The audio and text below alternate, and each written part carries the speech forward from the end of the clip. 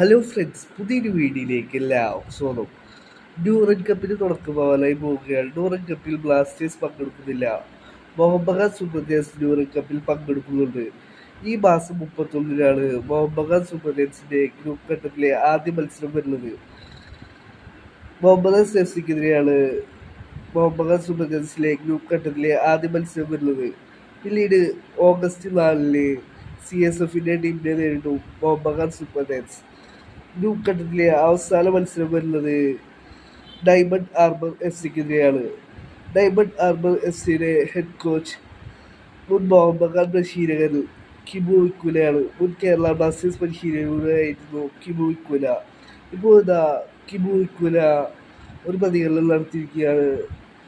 Group ഘട്ടത്തിലെ അവസാന മത്സരം കളിക്കുന്ന ഡയമണ്ട് ഹാർബർ എഫ്സിയുടെ ഹെഡ് കോച്ചായ കിമു ഇക്കുല പറയുന്നു, മുഹമ്മദ് സുബ്രജൻസ് ഇന്ത്യയിലെ ഏറ്റവും ബെസ്റ്റ് ക്ലബ്ബാണ്. അവർക്കെതിരെ കളിക്കുക എന്നുള്ളത് വളരെ ബുദ്ധിമുട്ടേറിയ കാര്യമാണ്. അവർക്കെതിരെ ഞങ്ങൾ ഏറ്റവും ബെസ്റ്റ് പെർഫോമൻസ് കാഴ്ചവെക്കുവാനായി ശ്രമിക്കും, അവരെ തോൽപ്പിക്കുവാനായി ശ്രമിക്കും എന്നാണ് ഇപ്പോൾ കിമു ഇക്കുല പറയുന്നത്.